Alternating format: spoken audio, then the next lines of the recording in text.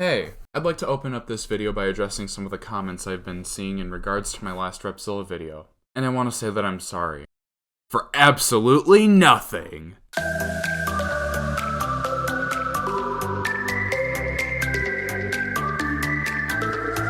Now, before y'all get your panties in a bundle, yes, I will be addressing the things that Repzilla covered in his opening up video. However, unlike Repzilla, I will actually be addressing and owning up to things I got wrong in my previous video. But I do gotta say, this is really what he spent 3 months working on? And before anyone says it was because he was waiting for a copy of the police report, he would have only had to wait a few business days to receive it considering he was the one who filed it. Anyways, remember how he said in October that he was working on a video to address everything? Did you get a chance to watch the Red Ski video that he made on you?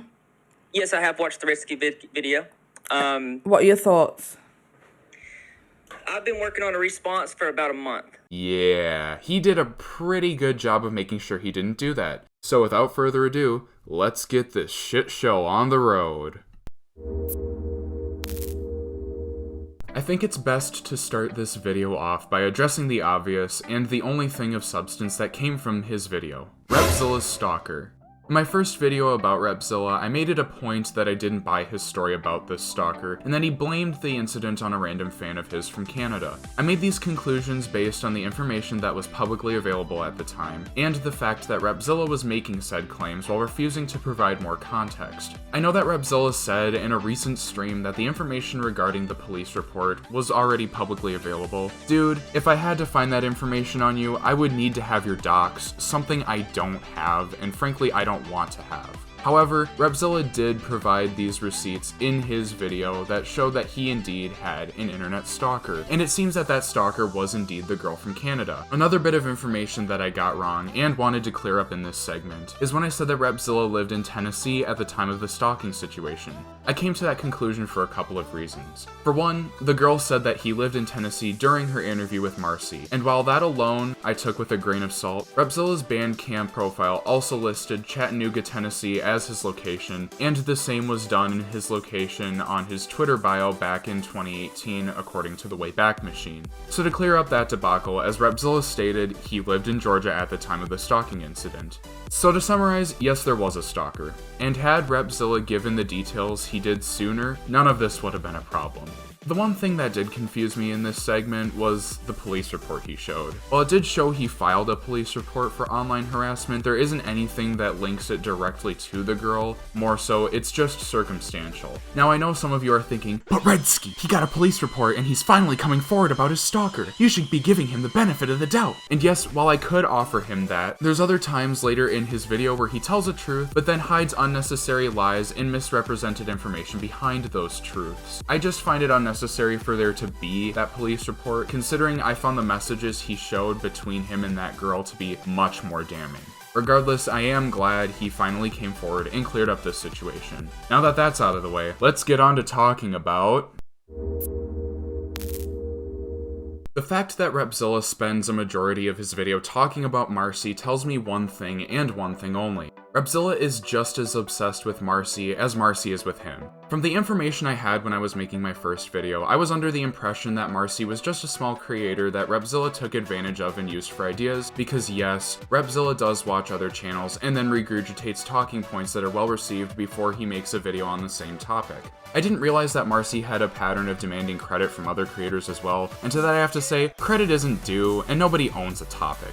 There's nothing wrong with borrowing ideas, thumbnails, editing styles, etc. when you're making a YouTube video, it's just common practice. I just found it pointless that Repzilla made it a point to say Marsii accused him of copying, when in the same segment he turned around and said that it was actually Marsii who copied him. Again, this is all just trivial bullshit, and I don't think it added anything new or important. What I noticed with the whole situation between Marsii and Repzilla is that it's very similar to Ethan Klein and Keemstar. To put it bluntly, they're two sides of the same coin, and more similar than they realize. Both Marsii and Repzilla accused each other of copying, and they need to get past it at this point. Marsii, I understand that Repzilla promised you he would help you with your channel and that you two would rise up together, which you took to heart, only for him to leave you behind. Having that happen hurts, and I can understand why you're upset about it. Repzilla was an absolute piece of shit for doing that, however, I think all those ill feelings should be left in the past now.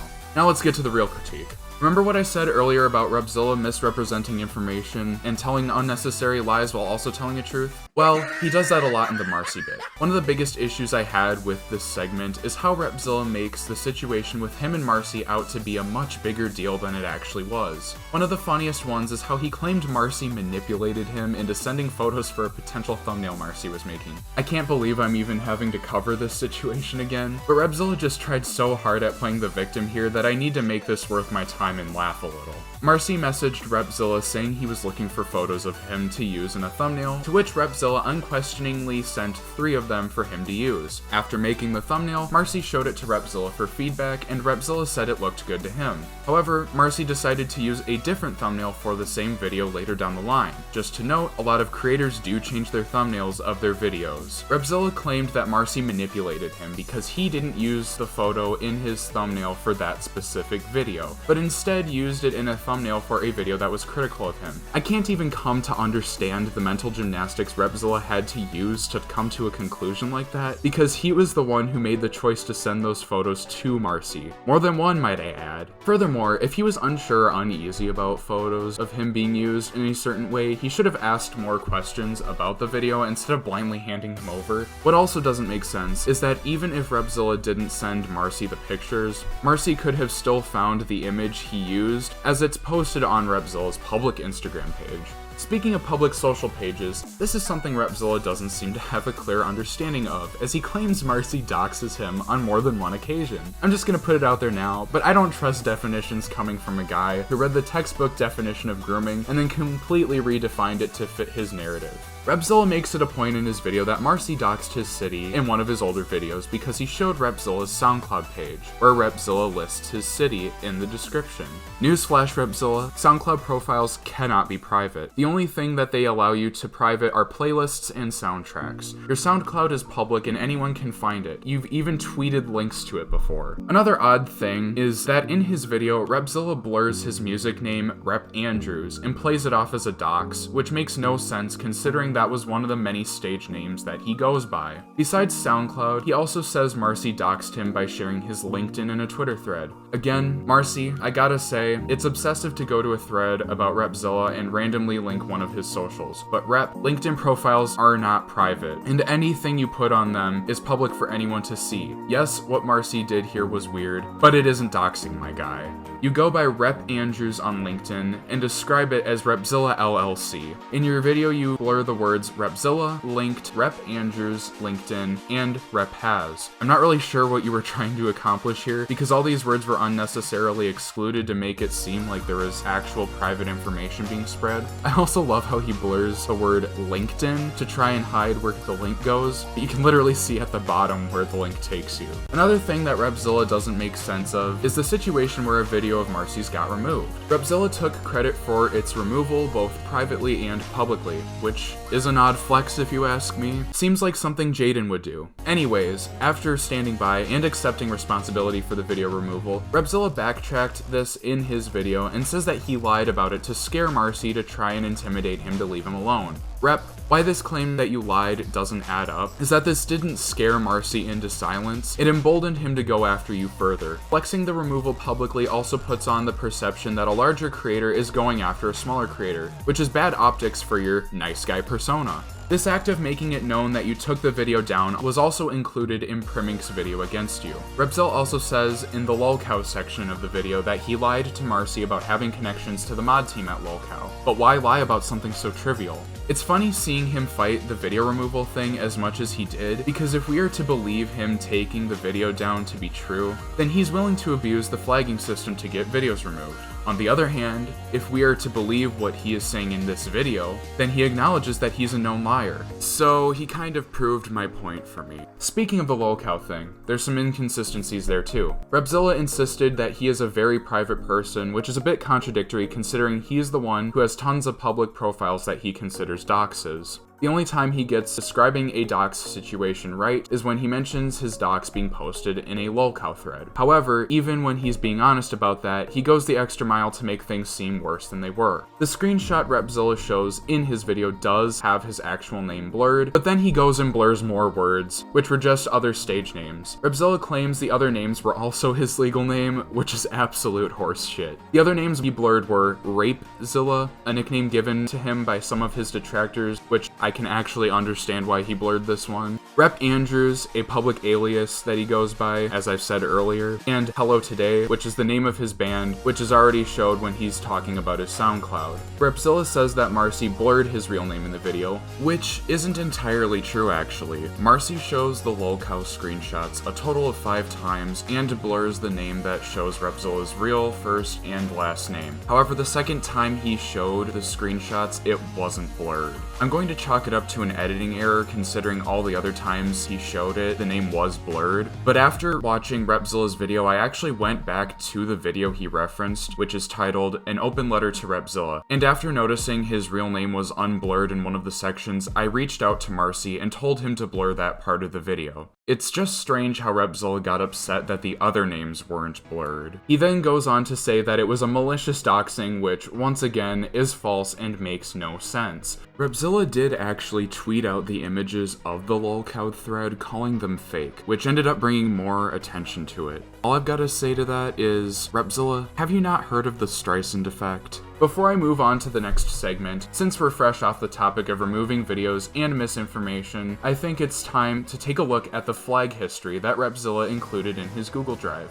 First off, I really want to know what was in that Repzilla diss track that got it removed from YouTube, because that would have been really funny to hear. Aside from that, it's not a surprise that almost every single video on this list is one that has been critical of Repzilla. However, there are a couple that catch my eye in particular. Repzilla flagged Marsii's Speaking of Repzilla video, the same one with the picture he sent, and flagged it for having a misleading thumbnail. This is what he considers misleading. Something tells me he only flagged this video because he was unhappy that Marsii used the image I mentioned earlier.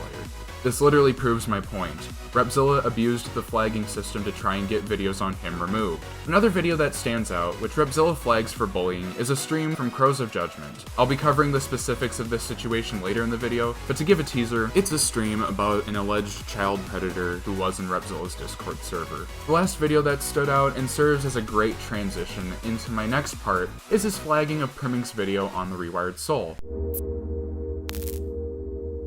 Repzilla mentions how he and Chris were never actually friends, and while I guess that's true, his actions suggested otherwise. Besides flagging Primink's video on Chris, Repzilla made 2 videos in defense of him, which he promptly took down prior to releasing his opening up video. The Rewired Soul was also a main reason Repzilla inserted himself into the conflict Chris had with Leafy Greenz. Because he had already done videos regarding Chris, Repzilla got involved with Leafy Greenz due to his audience asking if he would. There is little to nothing of value added to his Leafy Greenz bit, as he spends the entire time twisting the story, making himself out to be the innocent, confused guy who didn't know what to do. He even criticized her for removing comments from her videos, something he himself does quite often, which I will get into later in the video as well. I understand that Leif did lash out and make conflicting statements on whether she wanted the DMs between her and Repzilla to be released or not, but there are factors that need to be considered for context. For one, Leif was not in a good state at the time this was all going down, as she had mental issues paired with unstable hormones due to her pregnancy. The biggest factor to consider is that this is a situation that Repzilla could have avoided, but he made the decision to not only involve himself, but actively entertain the drama between him and Leif. In his video, Repzilla completely absolves himself of any responsibility. He blamed his audience for convincing him to get involved. He blamed Leif for confusing him and getting him panicked. And he blamed Primink for twisting a narrative to take him down. You see, guys, it's never Repzilla's fault, right? While I could leave the Leif segment at that, I'm gonna take the time to extend the video to show you Repzilla's true colors and what lengths he's willing to go to when a situation isn't working in his favor. Repzilla wants you to believe in his video that he just reached out to other creators in regards to the situation with Leafy Greenz, while at the same time flashing over chat logs where he was pushing out Leif's personal information and story of her sexual assault out to other creators. He takes no responsibility at all for the stuff he sent to these creators. Instead, instead chalking it up to the stuff that other anonymous people sent him, and that he just copied and pasted what they sent. While this on its own is lazy and irresponsible, I have DMs between him and one of the creators that he never shows, and what is said proves that Repzilla did indeed look at what he was sending out. Bro, she is bigger in this than we thought. Master manipulator. And the link that he sends leads to an article written by Leif herself, giving her experience about a sexually abusive partner. I am a myth maker. I make myths of men. My journals and essays and mental spaces are filled with names like Jared, Jeter, and Jefferson, all of them monsters I tried to tame with a pen.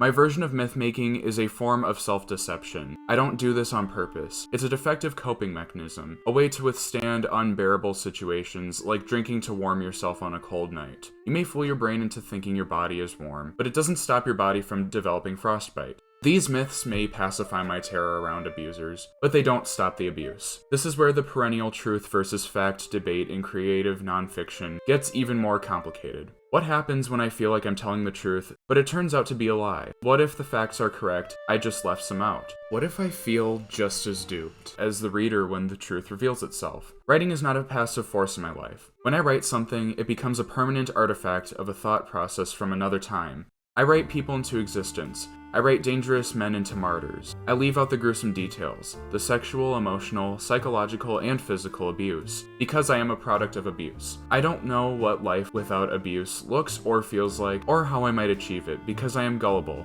People like Jefferson are my blind spots. 2 months ago, I wrote a blog post for Lunch Ticket that focused on false accusations, specifically those pertaining to someone close to me. In the blog post, I said he was my good friend. In reality, he was my boyfriend, and he spent 6 months abusing me in an extended stay hotel in Wauwatosa, Wisconsin. He burned me with a cigarette, he made videos of me performing explicit acts, and posted them online behind my back. When I needed love or validation or attention, he pretended to be sick. If I kept pushing for it, he screamed at me. He lied to me, not just little lies, but big, fundamental lies about who he was and what he wanted from me. I believed Jefferson when he said he wasn't a rapist, because on the day I learned about the accusations against him, he told me he'd been violently raped as a teenager. He mirrored my suffering. He mirrored the suffering of his other victims. He made me think he was like me, a trauma survivor incapable of doing the same harm to others. I was wrong. Jefferson told me he would kill himself if I left. He said I would never find anyone else who put up with me. He said I was crazy and vindictive and mean and that no other man would love me. He said I was all he had. He said he was all I had. I believed him, just like I believed everything else he told me. The parts of me that didn't believe him were exercised in essays that justified or ignored his bad behavior. After workshopping one of these essays at school, I started sobbing. I knew I'd left a breadcrumb trail of signs of abuse, but that my myths swooped in like seagulls and gobbled them up. All hope of rescue was gone. Jefferson and I were not supposed to be together. When his probation officer found out I was a rape victim, she told him he couldn't see me. I hated her for it. I felt patronized. I was certain she'd developed a vendetta against my innocent boyfriend, that she just didn't understand him. I was furious and felt belittled, like I wasn't intelligent enough to weed out abusers on my own. I hate that her instincts were right. I hate to admit that I was so delusional. I hate to think that there are people like Jefferson working day and night to cover up their true intentions. I hate that he isn't the first predator I've fallen for. Jefferson said fuck that when he found out that we couldn't be together and set about brainstorming ways to hide my existence. If we got caught, Jefferson would spend upwards of 9 months in prison. So for 5 months, anything reminiscent of my existence had to be kept out of sight. When people walked by the hotel room, Jefferson made me hide in the shower or behind the bed in case it was the cops coming to check on him. He eventually installed motion detectors in the hallway, hiding the long cord under the carpet so the maids wouldn't see. The beeping was constant, so I spent a lot of time in the shower, my heart racing, worrying that Jefferson would be in cuffs when I emerged. 2 months ago, Jefferson and I were on our way to the hotel when his probation officer called and asked him to come to the office. When we pulled into the hotel parking lot so Jefferson could pick up his fake piss before driving to the downtown office, we saw an unmarked black van stationed near the entrance with a man in a bulletproof vest standing before it. "Do you see that?" Jefferson asked. "I do." "Keep driving," he said. "Don't look at him." I drove to the side of the building, shaking and starting to panic. Jefferson kissed me and jumped out of the car, unaware that it was the last time we'd ever see each other. He would sprint up the stairwell only to find his probation officer already in the room, ransacking our belongings in search of something to bust him with. They found a grinder, a pipe, and a computer full of explicit videos of me that Jefferson was supposedly posting online without my consent. They found more videos than just mine, but I try not to think about that. While Jefferson was being arrested, I called a friend who told me to leave while I still had a chance, so I wouldn't have to deal with the cops. For 3 days I mourned Jefferson, hoping he'd get out within a week so I could return to my self-imposed prison with him. And then, on night 3 without him, I became privy to some Facebook drama regarding a rape survivor who refused to leave a relationship with a known abuser. She was being called an apologist. She was kicked out of an anti-rape activism group. Her story moved something in me, and I found myself Googling emotional abuse, and then psychological abuse, and then sociopaths, and then having a panic attack in my friend's guest bed as the pieces fell into place. The next day, Jefferson called me from the Milwaukee House of Corrections for the last time. "I know who you are," I told him. "You've been abusing me." "I know," he said, "but I'm a changed man, boo. I've made a list of things I want to do when I get out of here, and one of them is marry you." "That's not happening," I said. "I'm done." He called back. I didn't answer. He called again the next day. I blocked the number. I understand now that I formed a betrayal bond with Jefferson. Betrayal bonds are essentially Stockholm Syndrome. They are chains of trust that link you to someone who is dangerous, abusive, and toxic. Patrick Carnes, author of The Betrayal Bond, Breaking Free of Exploitive Relationships, writes, "Those standing outside see the obvious. All these relationships are about some insane loyalty or attachment. They share exploitation, fear, and danger. Emotional pain, severe consequences, and even the prospect of death do not stop their caring or commitment. This is a horrifying truth. This is something that, because of my upbringing, I will forever be susceptible to. And though it's not my fault, I must be the one who rids myself of the tendency to flock to abusers. Because this isn't the first time it's happened to me. This isn't the first rapist I have tried to empathize with. Terrifying, isn't it? I am ready to change. I may be addicted to chaos and abuse, but I'm sane enough to know that one of these men will kill me if I don't put an end to my patterns." After I saw Jefferson for what he was, I fled Milwaukee for Phoenix, where I landed a job and found an apartment, and then drove myself, my dog, and my journals to Arizona. I have my own place now. I don't keep anything hidden. My walls are drenched in color. They are drenched in me. No cigarette burns or explicit videos or screaming matches. I can listen to my favorite music again. I can sing and play guitar. I'm allowed to make other friends. I'm allowed to have a job. I know I'm a liability to myself, that my traumatic history leaves me susceptible to walking into traps without realizing it. But if I can write this, if I can be fully honest with myself right now, I can stop writing those goddamn myths of men too. I just turned 26. I'm out of the Midwest. I'm writing a new story, but there's nothing mythical about it. I have a life. I have a full-time job, a washing machine, and a bed with my own linens. I have friends. I don't want to live in hell anymore. I am done identifying with those demons. That's not me. I am not one of them. Freedom tastes like finding myself again. It feels like falling asleep alone. Freedom sounds like it's better to be alone than to be with someone who treats you like shit. I've been envisioning the person I want to be. She's someone who says no. She listens to the signs her body gives her and knows that shaky limbs and mania mean she's feeling unsafe. She trusts her intuition. She knows how to recognize bullshit. She's always in me. I just haven't fully trusted her before this. She wants to protect me. She wants to see my own strength and light and power. She's ready for me. It's time to let her in. Repzilla then goes on to say, extremely dangerous. And then he links a clip from a PBS segment where they do talk about Leif's rape situation. She has set herself up to be completely invisible, so watch yourself. She knows what she is doing. Emily Eveland, aka Leafy Greenz, and I'm just gonna blur the rest of it because it's just her work in publishing, like history of where she's been and stuff. There has never been any evidence of a rape. And then he links an article which we're gonna take a look at here real quick. Did feminist writer Emily Eveland lie about beating up her rapist? Xylie is not a publication known for its hard-hitting journalism. Still, one hopes that the articles posted there would at least be not completely made up. In the absence of credible evidence to the contrary, we should default to believing that women's accusations of sexual assault are true, should we not? I do not believe, unlike other pundits in the manosphere, that all public rape accusations unaccompanied by law enforcement involvement are necessarily fake. But I cannot view, with anything but complete incredulity, Emily Eveland's remarkable piece of clickbait. My friends and I beat up my rapist, and I will never apologize for getting revenge. Before he raped me, I considered Sean my friend, writes Eveland. She goes on to craft a compelling dramatic narrative. Sean took advantage of her while she was too drunk or too drugged to resist. He didn't care that she had a tampon in. He left his used condom behind. He had the temerity to act like he was her boyfriend when they ate at a local diner the next day. It was only after having brunch with her rapist, evidently, that Emily decided, I think I was raped. The story, had it ended there, would be an unremarkable one, But it gets decidedly weirder. Evelyn has been raped seemingly time and time again in her analysis. When Sean raped me, she writes, I knew my survival depended on creating an alternate ending. After years of wearing shame like a self-fastened straitjacket, I finally trusted that the assaults were not my fault, and I was livid. I knew the police wouldn't help. I had heard of friends going to the police, only to be blamed or slut-shamed.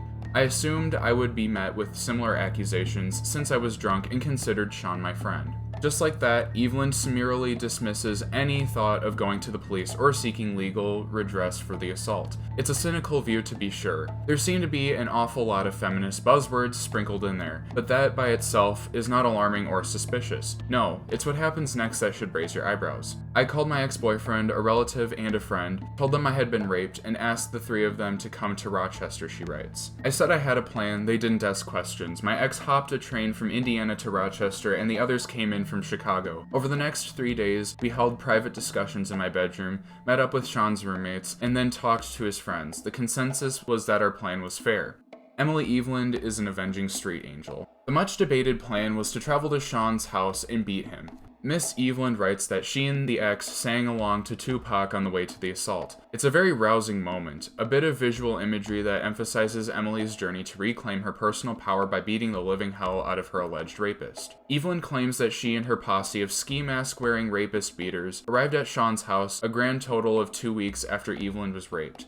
They walked through snow flurries to his door, because Eveland repeatedly drops Rochester landmarks and other details to emphasize her connection to upstate New York, where this event is supposed to have taken place. When Sean answered the door, they punched him, threw him into a glass coffee table, and screamed at him not to rape people, as Eveland beat him with a sock and lock. This is presumably a padlock and a sock, because Emily Eveland has seen Orange is the New Black. Sean said nothing throughout the attack, Eveland claims, just looked at the ceiling. Maybe he knew he deserved it, maybe he was busy learning how it felt to be violated. As the others headed for the front door, I turned around one more time and screamed, "Fuck you," in my own voice, the voice Sean had tried to take away from me. I lifted my weapon and whipped it hard into his stomach. Evelyn then describes how she had a very empowering tattoo with the slogan, "Burn it to the ground," inked on her chest. She characterizes her gang assault on her rapist as controversial and says that 5 years after the assault, she stands by her decision to beat her rapist. The only problem is that every part of her story is probably made up. The red flags of falsehoods are numerous. The tone of the piece is straight from feminist central casting, but let's let that go by. Instead, we'll hit the other major red flags one at a time. The article is too good.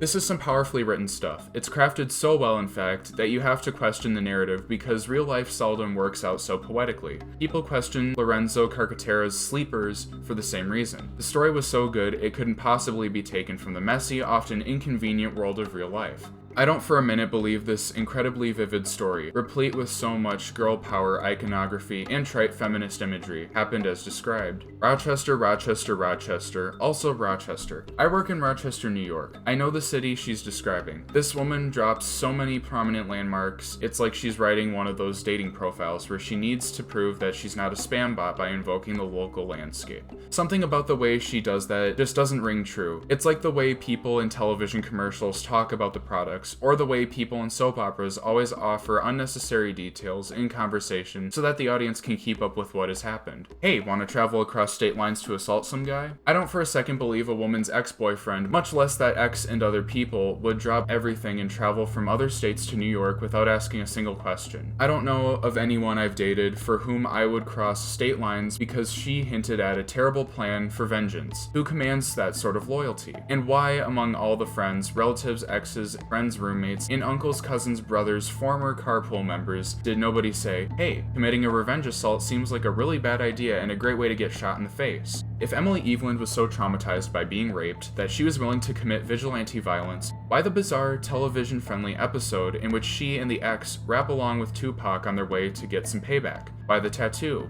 Why the final triumphant strike with the slock, to prove that this odious man could not rob her of her voice? None of it sounds like real life. It sounds like the pornographic revenge fantasy of a woman who wants to feel powerful. Emily Eveland sounds like an insecure lunatic who thinks making up stories about beating up silently suffering men who somehow know they deserve it will get the attention of those seated at the cool kids table. Ski masks? Yes, she said they wore ski masks. Honestly, Statute of limitations, schmatute of limitations. 5 years isn't enough time for the authorities to lose interest in a violent assault of this nature, regardless of the rationalization for it. Admitting that you conspired to commit home invasion and battery, and giving police a date range and location with which to work would be an incredibly bad idea, if the event actually happened. I strongly doubt that Evelyn has the kind of courage that would see her 5 years after the fact desperately begging to be imprisoned. We will never know if Emily Evelyn lied. There will be no consequences for Evelyn's quote-unquote admission. In my opinion, she shared this story because she knows there is no one to press charges for it. The victim is imaginary, the rape is imaginary, the violent attack is imaginary. There will be no consequences because there was no crime. If pressed sufficiently, I have no doubt that Evelyn will claim the whole thing was an intellectual exercise designed to help her cope with the trauma of being raped. I don't buy any part of this story, and no part of it will ever be substantiated. It's too cinematic, too unlikely to have occurred the way it's described, and quite honestly, it speaks to Emily Evelyn's emotional state. Actual rape is a horrible act that should be fully punished by the power of our justice system. But Emily Evelyn describes not the trauma of a rape, rather the gleeful anger of a woman who seems more offended at Sean's temerity than injured by his violation. Any person who, after being raped, committed the series of acts in the order and manner Evelyn describes could be nothing less than a complete psychopath. That is, of course, only if Evelyn's story did happen, but it didn't. That is a big yikes. The About section of the website is also very, interesting to say the least. I'm not gonna read it out just for the sake of time, but if you want to read what's there, I have it here on the screen, so if you want to pause the video and take a look, now's the time. Anyway, back to the messages. If you do a video on her, please leave me out of it. What makes this situation even more messed up is that the owner of the website that Repzilla forwarded is a guy named Roosh, who Repzilla covered in a video a year prior to the Leafy Greens situation, where he identifies Roosh's misogynistic beliefs and acknowledges them as problematic. Roosh is actually very involved in the RSD, and I actually found an article, and if you put Roosh RSD in Google, you can find so many just horrible things. Here's one about how to avoid a false rape accusation, where he says, "She fucks you not because you're a good man who matches her reasoned compatibility criteria, but because you made her, yeah, with a cock, yes." That is not teaching young and impressionable audiences a good thing. Yet, for whatever reason, he sent creators a website that Roosh published, something you can easily see when you go there, and treated as if what was said on there was fact. Repzilla had no problem sending the article to other people in order to try and get some kind of own on Leif to prove that he was the real victim. Further messages show that it wasn't just a one-time contact with creators where he asked for a video. He continued afterwards to hound them on whether they would make a video or a stream on her or not. What Repzilla did was obsessive, it was disgusting, it went against everything he brands himself to be as a creator, and worst of all, he put himself in that situation and continued to drag it out because he couldn't accept that what he did was objectively wrong. He brought up Leif's past of allegedly being assaulted and tried to weaponize it against her when that was never related to the issues she had with him in the first place. That is why Leif never issued an apology to you, Repzilla. The fact that you have the audacity to get on YouTube and complain about not getting an apology 2 years after this situation went down because it felt unfair that you didn't get one is narcissistic and borderline sociopathic. So get off your ass and move on. You're the only person who's still hung up on this bullshit, and it's fucking pathetic. Oh, alright, I think I've been a bit too heated, so let's go over something I can use as a cooldown. In this part of his video, Repzilla basically goes over something he already disproved years ago, that the racist tweets on his account were not made by him. He completely missed the criticism that both Primink and I were giving him in our videos. Repzilla was being criticized on how he handled the situation when he was being called out, not that he made the tweets. I said in my last video, but I will reiterate for Rep and all the brainlets who suck up to him. You said the tweets were fake while you were simultaneously deleting them. Also, it was kind of strange how you lied about your age when the posts were being made for no particular reason. Just another example of Repzilla going out of his way to lie. Repzilla complained that Primink didn't have the full story when he made his video. However, in the same chat logs Repzilla included in his Google Drive, it shows that Primink gave him the opportunity to defend himself and give his side. Instead, Repzilla pulls a "trust me bro" and never provides any evidence that could help his case, which left Primink to go off of what was publicly available. Repzilla also claimed that Primink asked for proof of his docs. He asked me to show him proof of my docs, to which I told him I was uncomfortable doing. Which is extremely bad faith. You can see in the messages that Primink was asking for proof that Marsii doxed Repzilla. He was not asking to see his dox like Repzilla makes it out to be in the video. He also went at Primink for saying the Rewired Soul was a bad guy for promoting BetterHelp, while saying YouTube therapist Katie Morton was a better alternative. This clip was misrepresented, as the full context is that Primink criticized Chris for promoting BetterHelp while admittedly not knowing much about it. It's free YouTube videos from actual licensed doctors when you can pay $100 to learn from a guy who has no schooling whatsoever. Sounds like a bargain if you ask me. Also, while all of YouTube were making videos highlighting BetterHelp and their questionable practices, BetterHelp is a service that lets you talk to therapists online. It got in trouble because it came to light that they didn't have a good system of verifying their therapists. So you could have been talking to some random guy from Idaho instead of a therapist. Therapists live in Idaho. I don't know why I said that. Anyways, Chris actively promoted and still to this day promotes their services to all of his fans. Life lesson: if you ever even have an inclination that something you're promoting is a scam or bad for your fans, you drop that sponsor instantly. You don't make 3 videos defending them, and in the defense video, you don't tell everyone, hey, I've never even used the service before, but I know it's pretty good. Like, oh, full disclosure, I don't use it. I don't. My girlfriend does. One of my other friends does. Okay, but I don't use it. So if you guys are looking for a channel that is truly supportive and in my eyes a good example of a mental health channel, go check out Katie Morton. She is a certified therapist. That's right, certified, and only talks about other YouTubers' problems when they're in the same room with her, given her consent to do so. She's not some random guy trying to tell people he never met that they have problems. He sourced Katie Morton as a better alternative because unlike the Rewired Soul, Katie is an actual licensed therapist. Primink even clarified this issue in a public comment and in DMs with Repzilla. Katie Morton was associated with BetterHelp, like almost every other YouTuber on the platform. Boogie, Phillip, Trisha Paytas, etc. But like all other YouTubers, she dropped her sponsor when she realized it was scummy, whereas the Rewired Soul to this day promotes them. I knew when I promoted her that this was the case, not a lack of research. If I was trying to promote the perfect person, then I would have promoted no one. Everyone has their problems. But out of all the mental health channels I've seen out there, she seems to be the most legit. Now let's take a look at the DMs between him and Primink. Full context, so hang in there with me.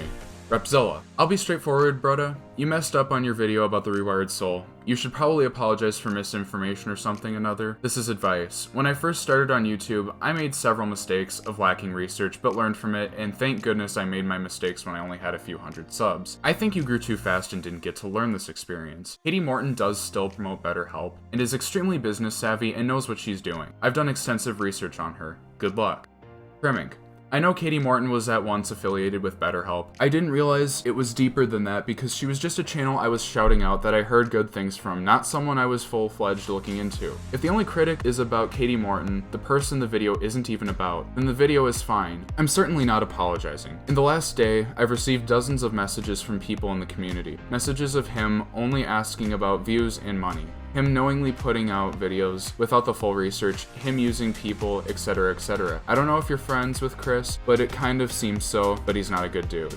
Repzilla: You have an obligation as a YouTuber to be a correct source. In your video, you talk about Chris promoting BetterHelp, saying it is scummy to do, then go right ahead and promote Katie Morton, who does the exact same thing. It can be easily seen she promotes it in the description of every video. It isn't hidden. That is not the only critic. You do this several times talking about Trisha Paytas, and about giving to mental health charities, and more. It isn't that you made an expose, it is that you did it so poorly. I mean all of this in the best light. You are going to have to do better if you want to be a credible YouTuber. I am friendly with Chris because he has been nothing but respectful to me. My video about this will be out as soon as I'm finished writing this. My video choice was made because of the lack of research solely. I got nothing against you either though. One last thing to add, be nice to people on YouTube. Promoting negativity can be felt within people. So already, I'm just gonna say this. You can tell Repzilla's bringing up points that can easily be applying to him that he's criticizing Primink for doing. This is something with Repzilla that particularly bugs me. He's giving out this harsh criticism to Primink in these messages, but when people give him that same criticism back, he freaks out and throws a little bitch fit. It's so frustrating. And keep in mind, this is just the first screenshot. Repzilla: Oh, and I openly disagree with BetterHelp, by the way. Show me these screenshots of what other creators have shown. I'm interested. And Primink just sends a screenshot of a message he got from a random creator regarding the Rewired Soul. I'm not gonna read it out, but you can pause the screen and read it if you want. Repzilla, what YouTuber was this? And Primink just sends another screenshot of another message regarding Rewired Soul. I'm not giving out names. There's a few more, but some of these people are still quote-unquote friends with him, and I don't want to put them. Repzilla, it's difficult to make the accusation then, really. I just want to know if he is actively doing this. Are these larger creators? Primink, I'm not going to throw these people under the bus. A few larger creators and a few medium-sized in the mental health genre. Repzilla, I don't think this conversation is throwing them under the bus. I would never use this in a video. Primink. Also, this whole I wasn't gonna make a video on Primink but now I am is complete BS. He messaged a friend of mine right after about how he's gonna respond. His whole positive vibes facade is disgusting. You've already defended him twice, so sorry, I don't really feel like outing these people, but they are there. Repzilla, you really shouldn't use such negative words. It seeps into your mind and clouds your judgment. I do whatever the universe tells me, lol. I know that you had an issue against him beforehand. What the fuck kind of Heaven's Gate shit is that he just said? Primink, my judgment isn't clouded, he's a scummy guy. Repzilla, people aren't scummy, they're unaware. Primink, I disagree. Repzilla, how's that working for you? Primink, pretty good. The only people disagreeing with me are you, Chris, and that other guy with the dead channel.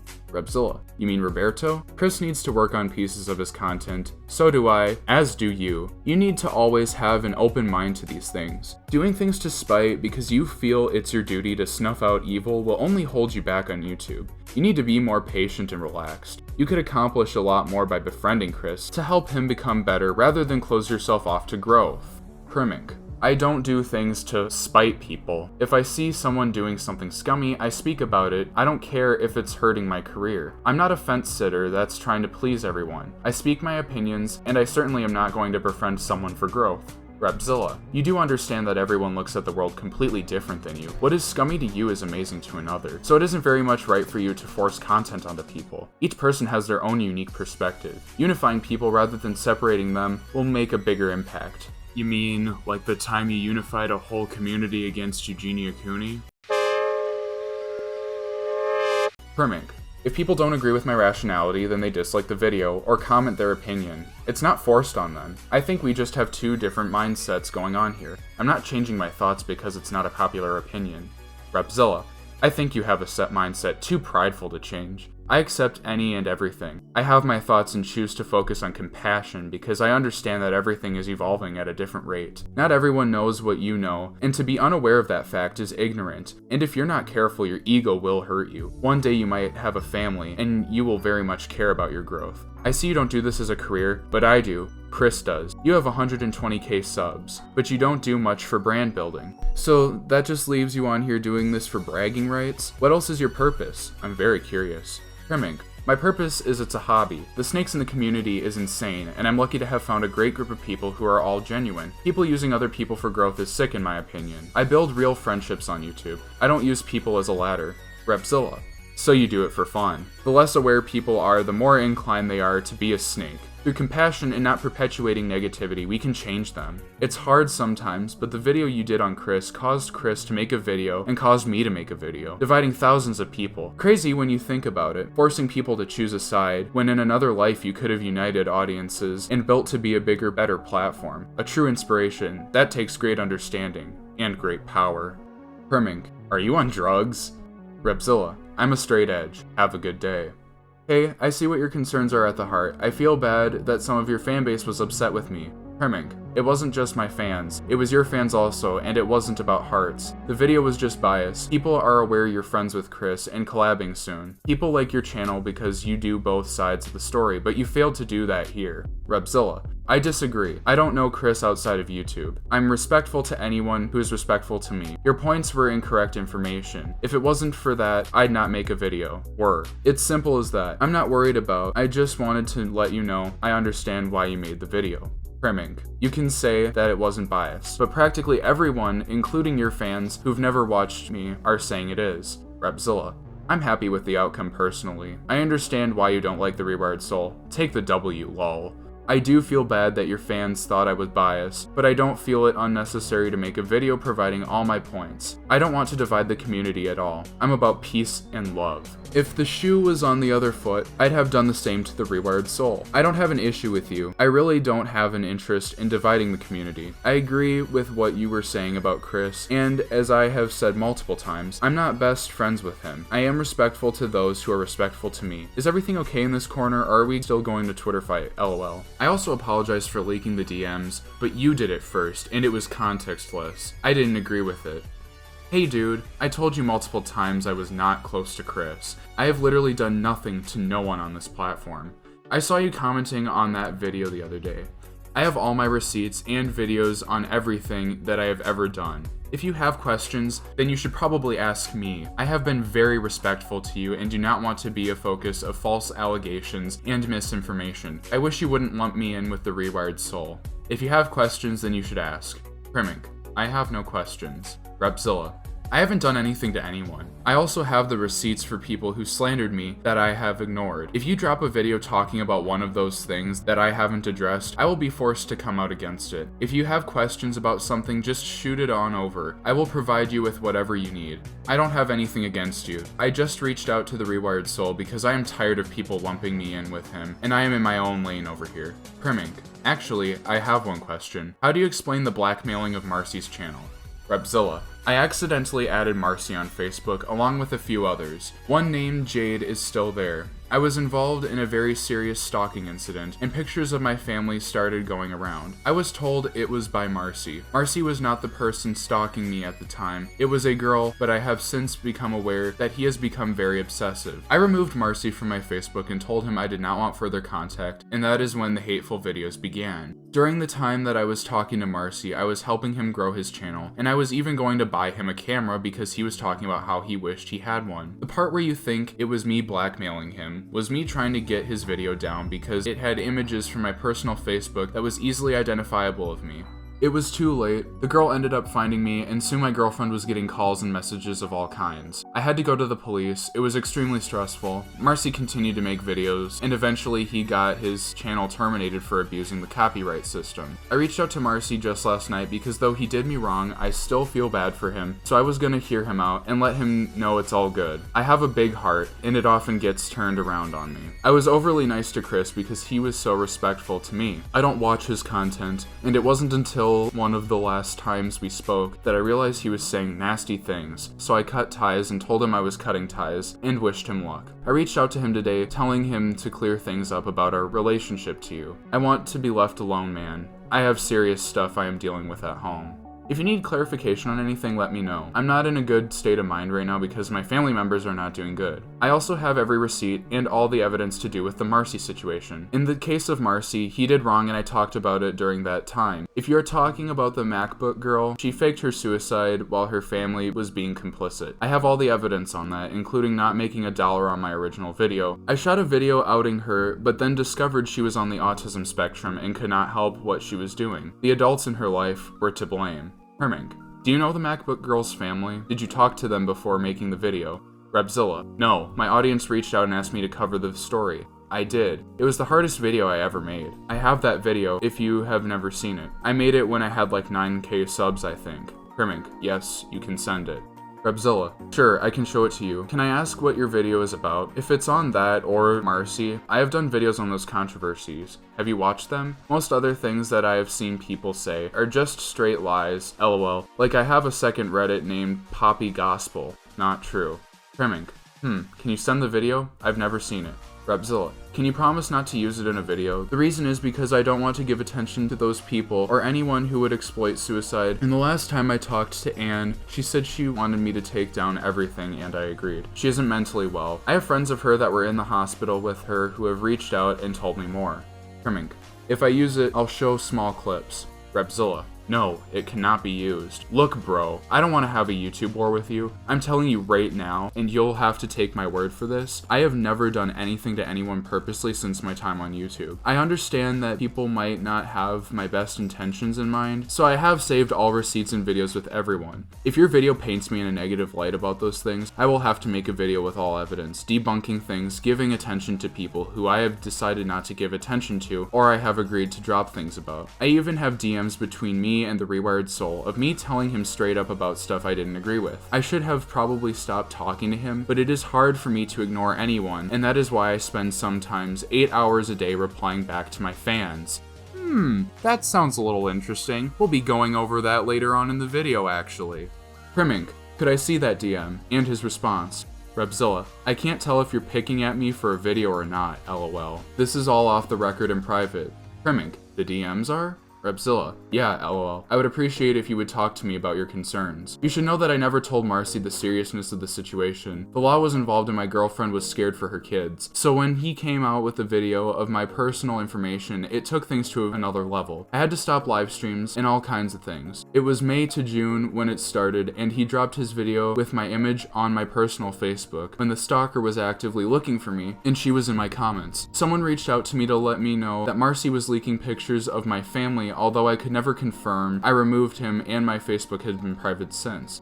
Okay, so I'm gonna just quickly pause it here and point out one thing that he just said that is one of the main reasons I don't really believe Repzilla when he says stuff, is right there he admits to accusing Marsii of posting pictures of his family from his Facebook based on the fact that someone told him, but he never actually confirmed it for himself. So he's just running with stuff that someone told him, which is something Repzilla does quite often. I don't know, it just, especially when he's like preaching to Primink earlier and some of those other messages where it's like, it's your responsibility as a creator. It's not only just hypocritical, it's obviously very scummy.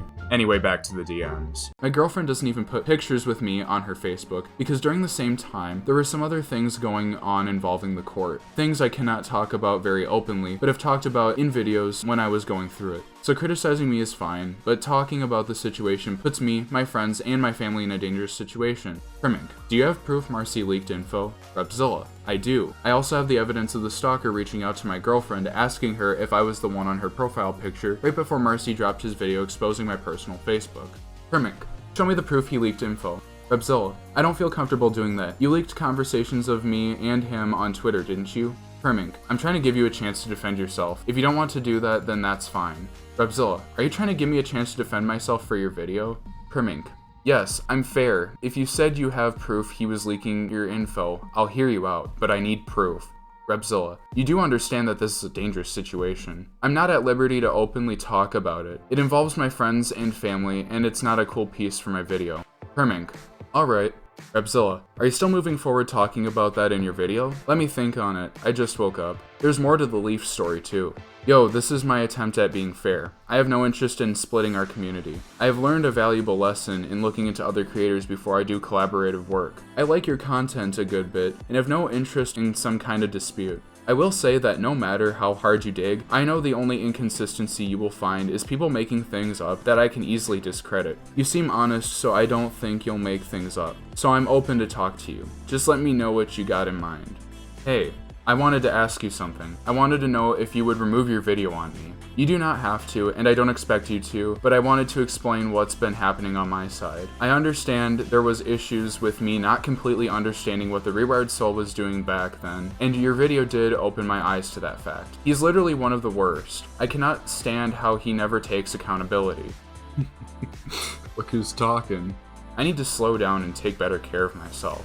The thing I've been dealing with is these just select few people who have been harassing me since. They won't stop and they keep using your video as leverage. I do ignore it most of the time, but sometimes they are so disgusting and gross. They even harass members of my community. I wouldn't even ask this, but by now I feel it's pretty obvious that the Leafy girl was lying to the point of removing her video. I'm 100% not racist. Never have been. And other points in that video, it just feels like the point was made, and since I've made changes and I'm constantly working on my content and improving the best way I can, There are people who really do bad and use their platform for horrible things, and that's what I've always been dedicated to helping prevent, 100% making mistakes along the way. I've never had an issue with you, and I think we just intercommunicated originally. Again, I wanted to ask you and see what you thought. I understand you not wanting to do this, and that is okay with me. The video doesn't bother me, and it's the other people. Thanks. Well, Repzilla, judging by your opening up video, you seem pretty fucking bothered by that Primink video. I also find it very interesting how Repzilla's tone shifts throughout these conversations. Like, he comes into the DMs at first with Primink and is very confrontational, but over time, when he starts to learn that Primink is getting information and making a video on him, he goes from being aggressive and hostile to being more submissive and somewhat defensive. It's just very interesting. You can definitely tell he was scared. It's pretty interesting in his video as well that Repzilla makes it seem like he's being attacked by Primink and threatened, when clearly, reading all those messages full context, Repzilla is the one who comes off as much more condescending. I just thought that kind of funny. I don't even get why Repzilla is trying to make a big deal about the BetterHelp stuff, because the situation wasn't as big of a deal as other creators like himself are making it out to be. BetterHelp, like any other product or service that the public can use, had bad customer reviews, and that's pretty much it. I know that Keemstar had an issue with Philip DeFranco covering them and getting sponsored by them. That's why the whole situation kind of blew out of proportion to begin with. Since then, they have improved their services and their verifications. So for Repzilla to try and get a gotcha on Primink by showing Katie Morton links for BetterHelp in her 2021 videos is kind of pointless. On the whole bit where Repzilla covered a story about a suicide that was faked, it pretty much seems like a non-issue. From what I've seen, his audience trolled him by sending him the story without full context, and he fell for it. Honestly, I don't really care about that situation. The one noteworthy part is that Repzilla was accused of doxing the family of the person who faked the suicide, and his rebuttal to that is to claim that it wasn't doxing because the information he used in his video was already public. By that logic he gives in this situation, his LinkedIn and SoundCloud couldn't be his docs because those were also public. Before we move on, I also want to mention how funny it is that he considered the Hello Today band name and profile to be a dox, but later in the video he shows their Facebook page. From this point onward in his video, Repzilla essentially takes situations where he received criticism and instead of addressing his faults, he approaches it as people not understanding or he's providing more context. This is why the video is specifically made for his audience, because they're the only ones who would buy into this bit. Since Repzilla completely missed the mark on this, let's have a look at that segment I had in my previous video. To make matters worse, he made a video about Keemstar's new girlfriend, in which he calls her a 20-year-old child in the title. He later changed it when he got backlash, but his excuse was that he was, quote, sleepy. And when Keemstar found out and simply laughed at how dishonest the title was, Repzilla decided to tell his audience on his community tab that Keem made an irresponsible tweet about him that was sending people to harass him. This dude doesn't have a fucking backbone. All Keem did was laugh at your poor coverage. And once again, Repzilla, you always have to push the blame onto anyone but yourself. It's also pretty bold of you to say that harassment is getting sent your way when you weaponize your audience all the fucking time. He ended up deleting the video and made a video complaining about the harassment that was sent his way. Keemstar made a tweet directing thousands of people in my direction without giving any context or even watching the video himself. It was a pretty wild day. This video's pretty wild. Let's get into it. He tweets out this clip of my video from Facebook, it looks like, with the caption, 20-year-old child screaming. I don't know if he thought the logic of this was funny or not, and maybe that's why he was tweeting it out, but regardless of that, his intent, what happened is I got a massive amount of hate, and it's not even like I tried to clickbait the title. I was very consistent with my message. Within the first minute, I stated what it was, and in the description, in my tweet, anywhere this was, it was pretty self-evident. So I was just completely shocked. People were doing this because they don't like Keemstar, because he makes himself a very unlikable character, because he tweets things without knowing the context or watching or doing any type of research and sends thousands of people at you. Mauled, cope, see, or as Tipster would say, it's not that deep. All Keem was doing was laughing at you, and you decided to make yourself even more of a victim, claiming he was sending harassment your way. You even shift the blame onto Boblax because it was his idea for saying 20-year-old child. not mine. Remember guys, he's the mighty Repzilla who can do no wrong. It's always everyone else's fault. Repzilla's version of the Gabbie-Hanna situation can easily be summed up as, I made a mistake about Gabbie-Hanna with Bianca Devins because I was swept up in a false narrative by other creators. Dude, I'ma keep it real with you, it would have been more effective and beneficial for you to just say, yeah, I misreported, so what? I don't care because I hate Gabbie. That way you would have actually been honest to your audience. The one bit I really want to go over in this section is how he excludes the bit in his Gabbie-Hanna's apology video, where he criticizes Bianca's mother for forgiving Gabbie. Let's take a look and compare the clip he used in his recent video versus the original. Many people pointed out that this was just her playing the victim and that they didn't believe that this was a sincere apology at all. And to that, I have one thing to say. Barring the fact that people think that she's manipulative and that she's done so much wrong and all these other things, maybe she's not sincere. But the point that I see is that she did apologize. She reached out to the mother and she apologized. Whether it's an authentic apology, the video that offended so many people was taken down. Not only did she apologize to the community, but she reached out to Bianca Devins' mother, which a lot of people said that was manipulative.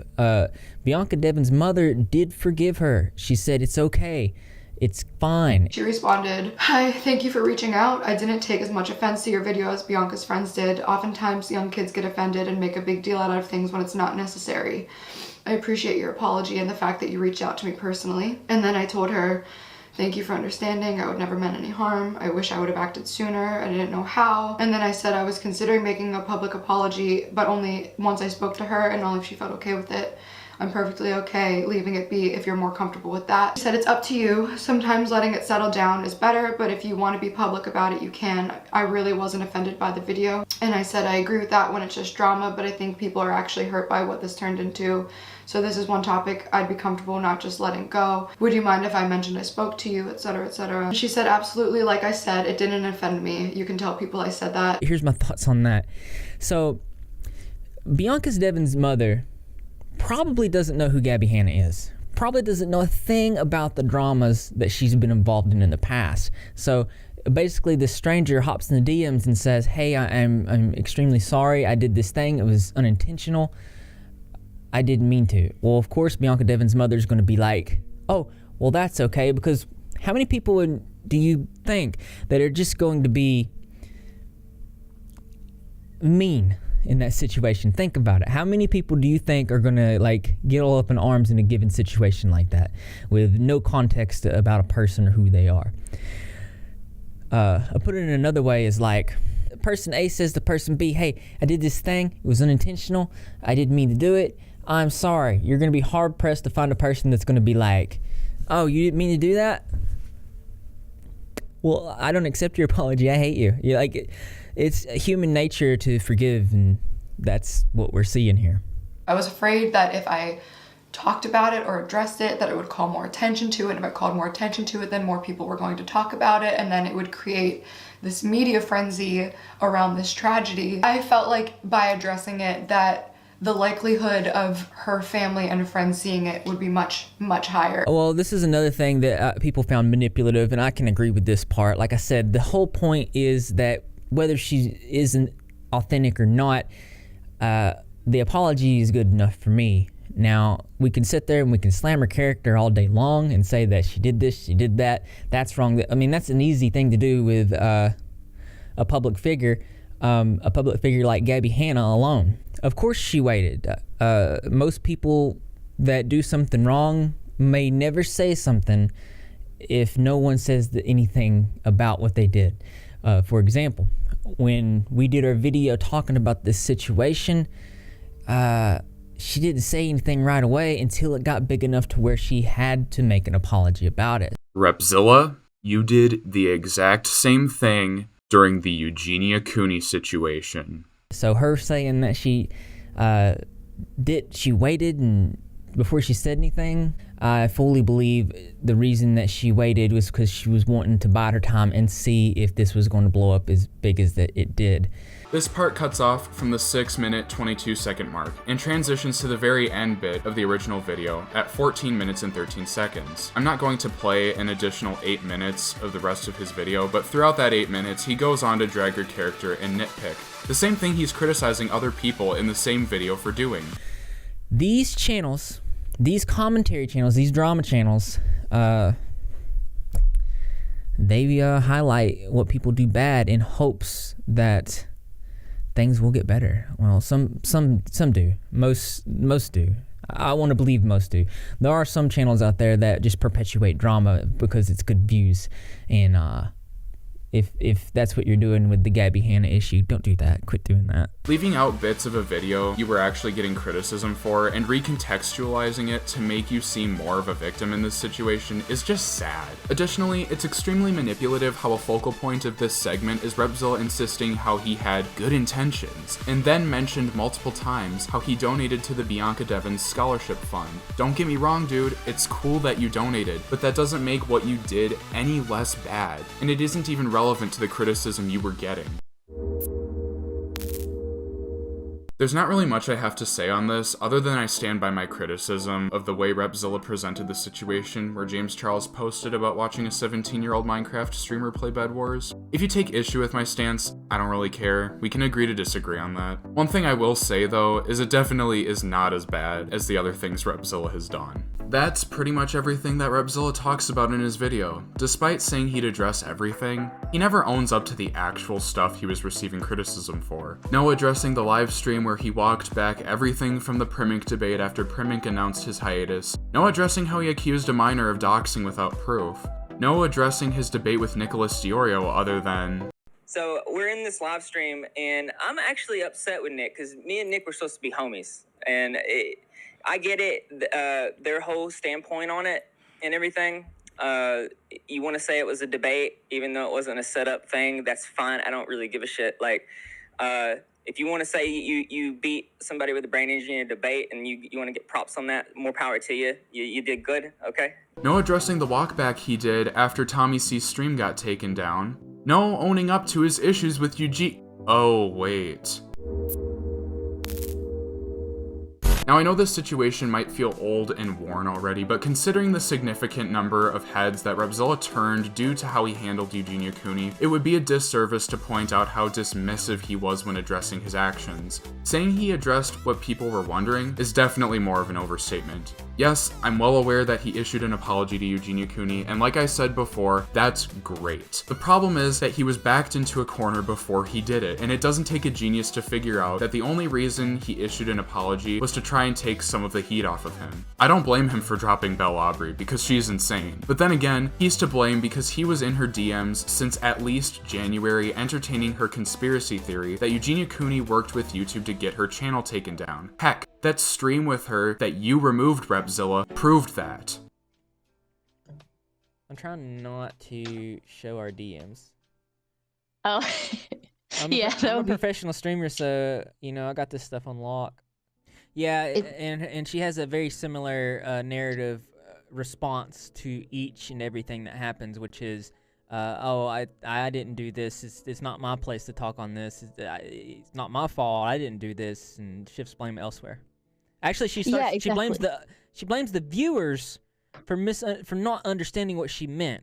Repzilla, you did the exact same thing in your video. There were already streams that covered this live stream between Repzilla and Belle Aubrey, so I'll link a couple of those in the description, but if you do want to watch the full thing for yourself, I will link the Google Drive where the full stream has been archived. He made it a point that the video was a defense for Eugenia Cooney in regards to the cerulean butterfly being used in pro-Ana circles. Once again, Rep, you missed the mark on the criticism on this. You were being called out for using Eugenia's face and name in your title title and thumbnail, and then use 2 minutes of your intro to do a TLDR on who she is, only to say that the topic isn't related to her at all. I know you only included Eugenia in there so you could get clicks and views, so why not just admit that instead of hiding behind what you call a noble cause? You have an obsession with Eugenia and her eating disorder, and the fact that you have 16 videos talking about her, some only weeks apart from each other, proves my point. And by the way, those 16 videos are just the only ones that he currently has up, because he's deleted a ton of other ones. Oh wait, what's that? Make it 17. He made another one, because this guy can't keep her name out of his fucking mouth. His tweets about her further show how much of a hate boner he has towards her. It's pretty fucking unsettling, to be completely honest. Looks like this tweet aged like milk. I don't usually see an issue with milking a situation for profit, but when it comes to Eugenia Cooney, the narrative becomes exploitative and centers on her ED, and people start advocating for her deplatforming, something Repzilla has been an active participant in. When people began showing support for Eugenia Cooney against these narratives, Repzilla started getting into arguments on Twitter trying to justify why Eugenia should be, quote, temporarily removed. Repzilla thinks that advocating for Eugenia's temporary removal from all platforms isn't deplatforming, but newsflash, removing someone from any platform at any given time is deplatforming. The amount of doubling down he did, going to any length he could to justify himself being in the right, was eerily similar to his behavior in the Leafy Greenz situation. I could just show these tweets on the screen, but since there are probably brainlets watching this who don't have the brain capacity to pause the video and read, I'll read some of these tweets out for you. Eugenia Cooney has shared a very obviously pro-Anna account with her followers on Instagram. Maybe she only saw the compliment, maybe she was in a hurry. Regardless, I feel she needs to be more careful of what she promotes, as they are now using the traffic to promote. Thoughts? The story was removed. It was up for about 3 hours. Then the account went private. Unsure if that is the reason it stopped showing or if Eugenia pulled it. When it was removed, she added 3 different stories of people complimenting her. Whatever the reason, I'm glad it's gone. Internet Unwind responds, gotta be honest, with her following and the number of interactions a day, the odds she would have taken the time to look into a tiny account's compliment are slim to none. I'm at 7K and I don't bother checking who compliments me. I get you said maybe, but still, the odds, you know? Repzilla responds with, maybe, what we can say is that there is ample evidence to suggest the pro-Anna community is a part of her viewer base. Internet Unwind responds, isn't she the largest internet personality with anorexia? Just seems like that's a logical result. I'm sure any large creator of any specific sect of society has people of that creator's audience. Furries, fat people, heck at this point I wouldn't even be surprised if pet channels get them. Repzilla, I understand saying it's not her fault. She has an illness. I feel the same. At least, I think that is what you're trying to say. The issue is in understanding the type of people an illness-based influence attracts and being careful not to promote it while keeping viewers safe. Internet Unwind responds with, basically, I'm saying she can't control who is in her audience, and that's what it feels like you were saying in that last reply. In this case, if she isn't looking at or paying attention to pro-Anna stuff regularly, that probably sounds like just a meme page. Another user responds, I don't think who is or who is not in her community is even remotely her responsibility. That is quite the dangerous precedent to set. Repzilla responds with, I'm trying to understand your point. What responsibility, if any, do you think she should have to her community? What precedents should be set? Is it okay to promote pro-Anna content? And what responsibility does she hold in that regard, if any? Another user responds with, please just once demonstrate this promotion of pro-Anna content she is doing. With how long she's been on the internet, this shouldn't take long, right? Another user says, stop stalking her and you wouldn't have to see it. Another user says, he probably sits around watching her stories all day. Creepy as hell, which seems to kinda be the case considering how much more he tweets about her. Repzilla then goes on and says, let me ask this then. I'm trying to understand your point. What responsibility, if any, do you think she should have with her community? What precedents should be set? Is it okay to promote pro-Anna content? And what responsibility does she hold in that regard, if any?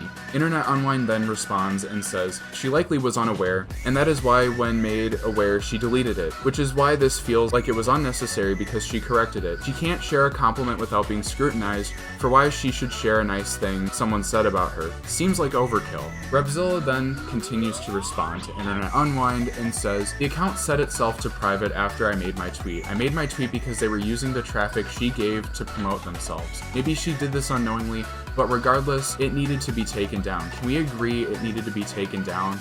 Willie Mac Show then responds and says, I feel like Jake is explaining himself very well, and you're just looking for a reason to paint Eugenia in a bad light. Of course, pro-Anna people will follow her. She's the largest personality with anorexia, but that does not mean she's pro-Anna or knew that the account was. She literally just received a compliment. Do you search every account's background that you retweet? Hannah Animal quote tweets Repzilla and says, we had Bloody Channy making grooming jokes. Then, well, we all know the story there. Just because some sick people are in a viewer base, content creators aren't responsible for who watches. Stop trying to pull that shit. Another tweet that is a good example of how obsessive Repzilla can be when it comes to this Eugenia stuff is this tweet where he responds to Eugenia Cooney. Eugenia says, if everyone could be as kind as dogs, the world would be such a nice place. Repzilla replies, I agree. I've never once heard a dog talk negatively about survivors. This is in reference to him getting all salty about how someone called Jeffree Star like a rapist or something in Eugenia's Twitch chat, and Eugenia said that it wasn't really substantiated and that it was a bad thing to call somebody that without evidence. That's what Repzilla was salty over, which, again, commenting stuff like this, it's just obsessive and frankly it's disgusting. You know, it's all too convenient that he calls his video opening up and how he's going to address everything, but never actually addresses all this stuff that he sweeps under the rug all the time. He still isn't providing any clarity towards his audience. Repzilla tried pushing the narrative that Eugenia needed to be held accountable for having pro-Anna and potential sexual predators in her audience. Eugenia has an audience of over 2 million people, and with that many, there's bound to be degenerates. Heck, you probably have a good number of those people watching your videos too, Repzilla. It isn't something you can control. It's also pretty odd to go after her for her audience members participating in pro-Anna conversations when similar conversations were going down on your own server. Speaking of your server, before you finally caved to everyone after you knew you were on a sinking ship, you were going after Eugenia for having a predator in her Discord. To give a quick background, it was made known in Eugenia's server that there was somebody who was an alleged convicted sex offender. Eugenia chose to wait for confirmation whether the person was a confirmed predator before kicking them. The person was in the server for 3 days before Eugenia got the confirmation and kicked him. There were a couple other situations where there were guys in her server who acted inappropriately. However, these interactions happened outside of Discord, so there was no way of Eugenia or her mods knowing this. But when these situations were brought to their attention, action was taken when evidence was given. As expected, the usual channels freaked out and made videos about it. Among this cesspool was Repzilla, who pushed the narrative that Eugenia was protecting predators. It's pretty hypocritical for him to hold her to this standard when a similar situation happened to him as well. Let's take a look back at that flag history again, shall we?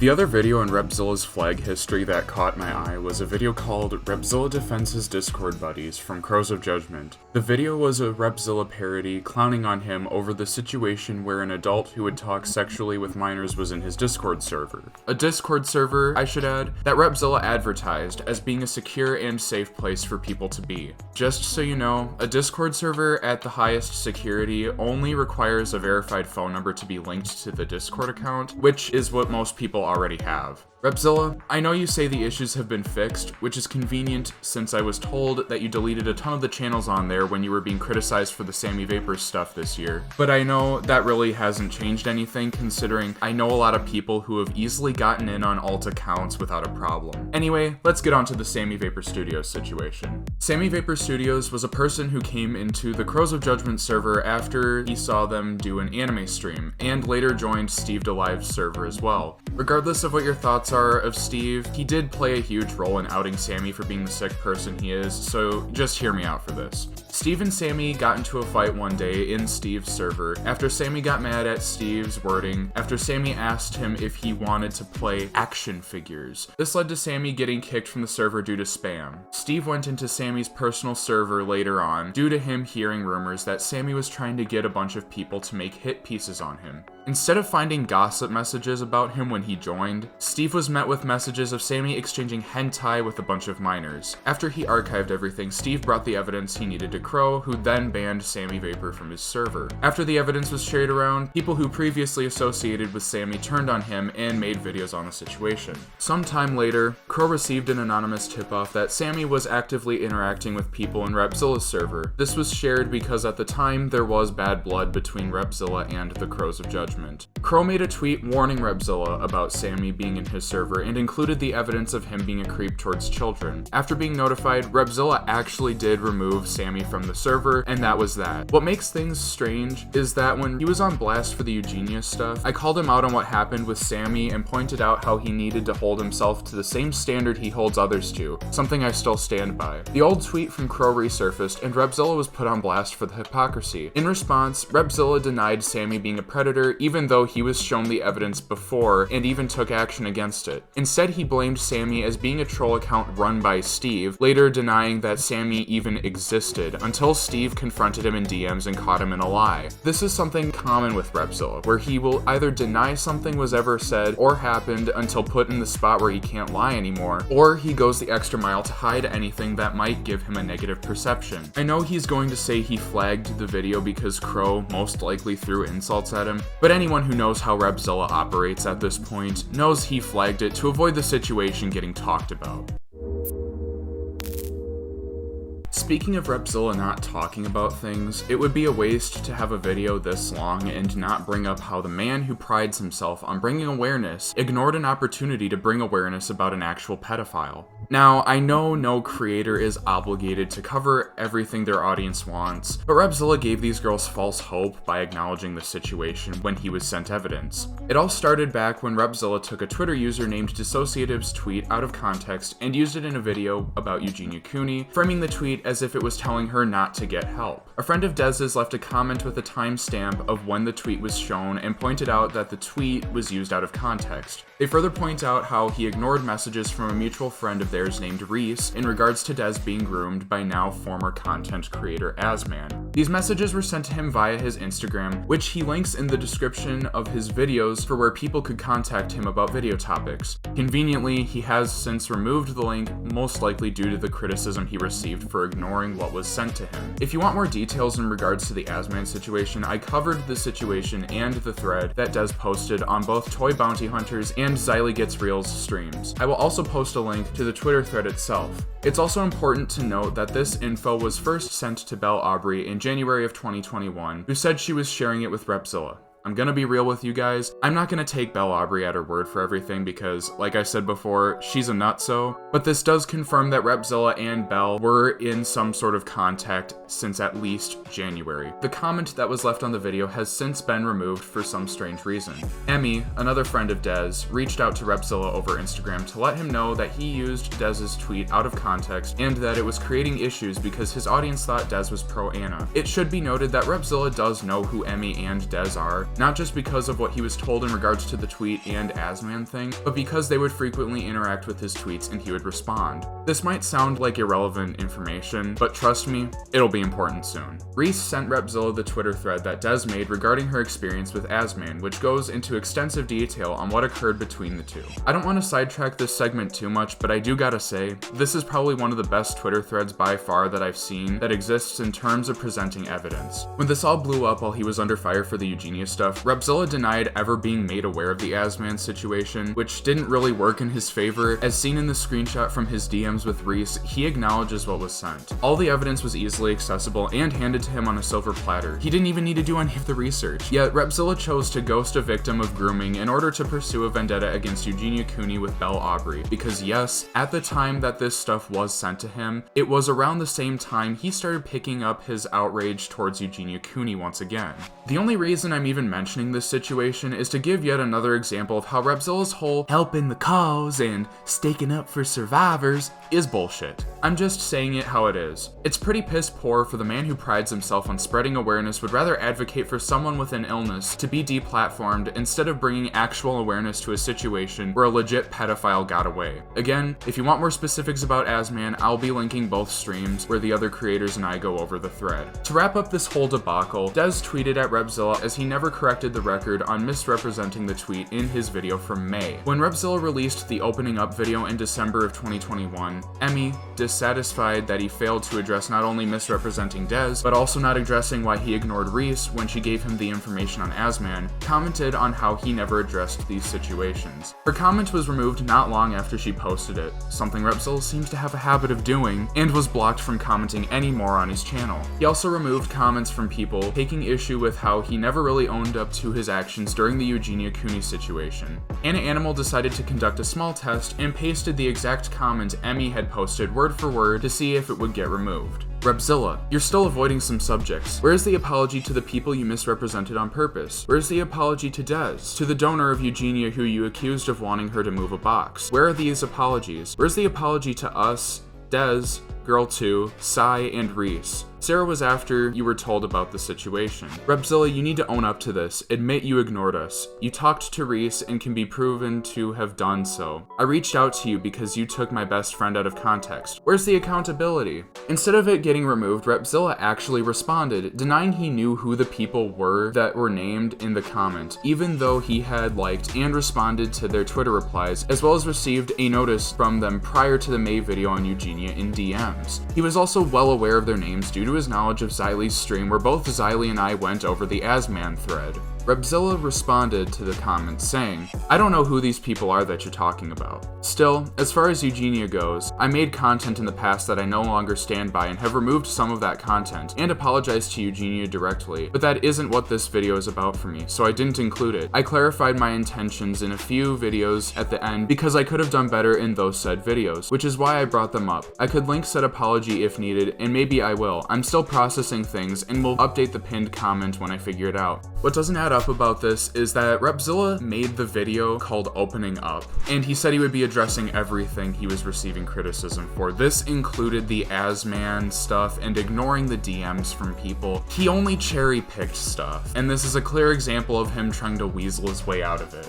Hanna responded, this was a test comment since the original person seems to be blocked from your channel. This is exactly what Emmy wrote, word for word, so it wasn't taken out of my filters as originally thought. Seems odd, someone that has tried correcting you in the comments before and criticizes you. None of their comments can be found anymore. My actual opinions of this video is, it's easy to hide lies within a truth. You did have valid points with the stalker situation, but then the rest of this video seems like filler. After that, it's a number of things that don't line up because your main focus was that. Seems you thought people wouldn't notice. For example, James Charles. I watched your original video and it's conveniently clipped in this video. You heavily imply things, and should we even mention the thumbnail and title? It wasn't correcting a narrative others created. You created it. Even in this video, you can't take full responsibility. And another commenter added on to how there was proof. He acknowledged the Asman thread. Repzilla, you do know though. There is a proven screen recording of a convo you had with someone called Reese. There is an alleged predator in the anime/gaming community.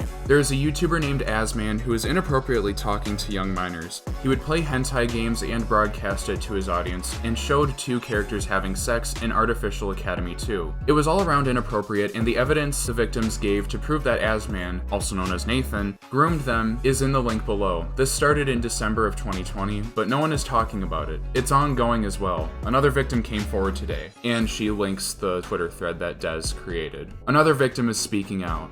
Repzilla responds, thank you for reaching out about this. Reese responds, thank you for checking it out, dude. Asman recently removed all but 11 videos on YouTube and completely deleted Pi Senpai. There are mirrors though. I don't mean to be a bug about this, but thank you. And you can see that Repzilla reacted with a heart. Reese then continues and says, last one I promise, lol. The day that Nathan deleted all of his videos except for 11, and she shows his social blade. And you can see that Repzilla has seen this. What makes this even more insufferable is that on December 10th, after months of being tweeted at and messaged about taking Dez's tweet out of context, Repzilla reached out to Des and said he never got to correct the misinformation until now because he was, quote, away and had to take care of some things. And while yes, he did blur that section of the video finally, dude, you saw the tweets and ignored them. You saw the DMs on Instagram and ignored them. And when someone typed a comment calling you out, you removed it so your comment section could be filled with positivity. It wasn't until Hanna caught you in the lie by putting the exact same comment Emmy did in order to bait you into a response. Emmy herself actually made a video talking about this specific situation, so I will link that in the description as well, because I do think it's best to hear it from her words what her experience was with this whole situation. Before I start this one, yes, I know RSN is a controversial creator, and honestly, he has done some stupid things that I don't agree with. Regardless of how you feel about him though, I have to mention this because the shit Repzilla did to RSN was fucked up. I'm not sure if many of you knew this, but Repzilla and RSN were actually internet friends. Around 4 years ago, RSN was accused of raping a woman named Amber. This was later proven to be false, as a phone call between Amber and her mother was leaked, where the mother pressured her to go through with the accusations, even though Amber can be heard saying there wasn't a rape. I'm gonna get you home. Don't worry about that. No, I mean, if I called the cops, you would have been arrested for other stuff. You'll have to go to the police department. And you'd have to have a rape test. Why? For his DNA. Yeah. No, if I call the cops, there's nothing else to say. What do you mean? It would be considered rape, and it's not. Wait a minute, what? If I called the cops, I'd have to say he raped me. Right. It's not rape! The police did get a hold of the call as well as the rest of Amber's schedule that week and concluded that there was no evidence an actual assault occurred. Thus, no report was filed and no court case happened. Repzilla, who was still friendly with RSN at this time, was told all of this, and he even agreed that it was messed up that Amber lied about being assaulted. RSN and Rep ended up having a fallout during the Leafy Greenz situation, as Repzilla got angry at RSN when he and the Life of a Free Spirit refused to make videos on Leafy Greenz on Repzilla's behalf. Repzilla, being the vindictive little asshole he is, decided to teach RSN a lesson, and released 3 videos talking about the situation between RSN and Amber as if it was an active case. The situation, in fact, had happened 2 years prior to the Leafy Greenz incident, and Repzilla already knew the details and that it was a false accusation. Amber and RSN did actually reconcile and return to being friends around this time. I'm not sure why, but Amber was made aware of the videos Repzilla made on her and RSN. Bothered by this misinformation, she did reach out to Repzilla and let him know that she had recanted her statement and that he should take the videos down as they could be considered slanderous. Instead of listening to the person who made the accusation in the first place, he tried gaslighting her into thinking she misremembered and that he would not take the videos down. Keep in mind, this all happened because RSN didn't want to make an exposed video on Leafy Greenz on Repzilla's behalf. Recently, there was a call between RSN and Repzilla where Repzilla did agree to take down the videos as long as RSN would take down videos where he talked about Repzilla. Kinda shady if you ask me, but I'm not going to speak anymore about this call out of respect for both RSN and Repzilla, as it was good that they buried the hatchet, even if Repzilla made it as difficult to do as possible. After I released my first video on Repzilla, I was reached out to by someone named Tanya Mayer, who was close friends with a girl named Noa Pothoven. Noa Pothoven was a Dutch mental health activist and author who tragically passed away in 2019. She was in an immense amount of pain due to an assortment of mental health issues and intense PTSD from being sexually assaulted a number of times when she was under the age of 15. She had reached out to a euthanasia clinic for assisted suicide, to which she was denied since she did not have her parents' permission. Many media outlets falsely reported that her passing was due to assisted suicide when that in fact was not the case. Repzilla made a video covering the situation on how there was misinformation that was being spread. For once, I actually thought this would be an objectively good video until it took a nosedive when he began criticizing the girl for committing suicide. He then compared her pain that she had gone through to the trauma he had with his brain injury from his car accident and how he was strong enough to push through that pain. This is absolutely disgusting, not just because Repzilla started making the subject about himself, but because he was making a false equivalence. This 17-year-old child not just feeling like she had nowhere else to go, nowhere to turn, and that her life was essentially over, really deeply saddens me because it always gets better.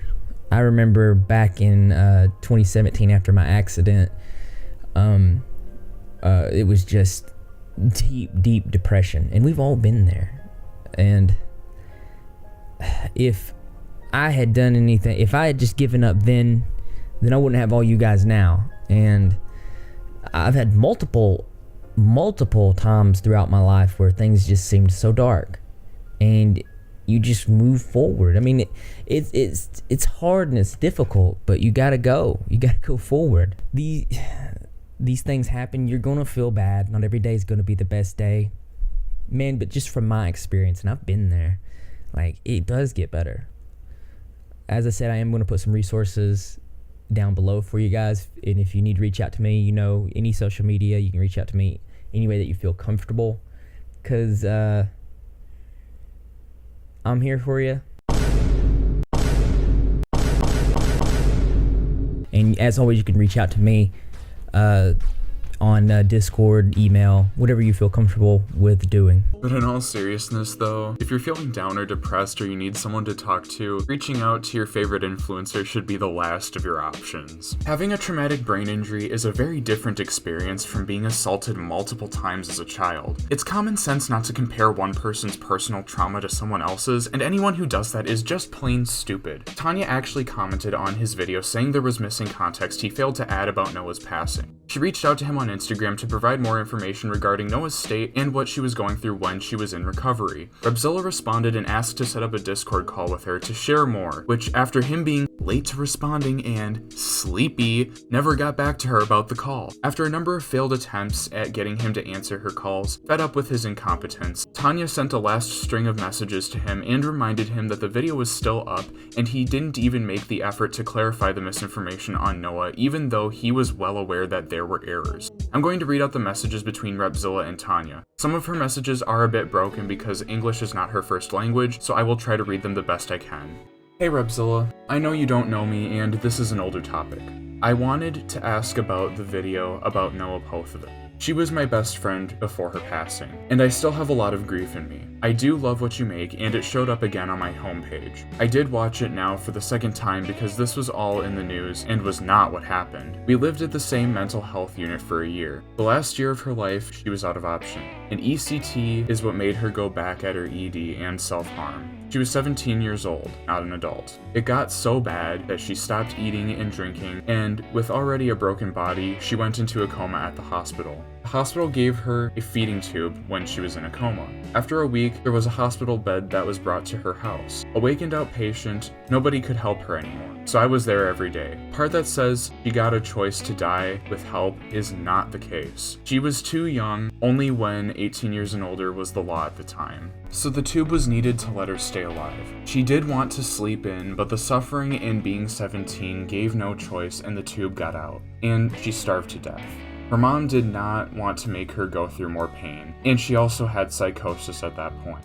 So we know she is dying, but she was in so much pain for years now and can't get the injection. We needed to let her go and not force anything on her again. What was now, at this point, for more than 5 years. When she passed, DID Media read an interview they did with her a year before, where she says she wished that the injection was an option. I got news outlets that DID called for months, her parents also. Her mother in tears on TV also explaining that was not the case and it hurt that people thought that. We tried to block the media as it was heartbreaking. It was June 2nd on the day of her passing. The day that I went was my birthday, so I wanted to see her, but it became a shock and a trauma for me and a total crime scene. The report says neutral death. If you stop eating and drinking, your body just gives out. This video has much misinformation and people still have the idea that she got the help of a doctor. I did find myself really bad and scared to ask if you can give the correct info about her in the description or have it not online. I know to make things like that is a lot of work and I get if you leave it public. And I'm asking this not from a bad place. It showed up again and I'm wanting to ask it. I'm sorry for asking. I get that it is much work and get it if you let it be how it is now.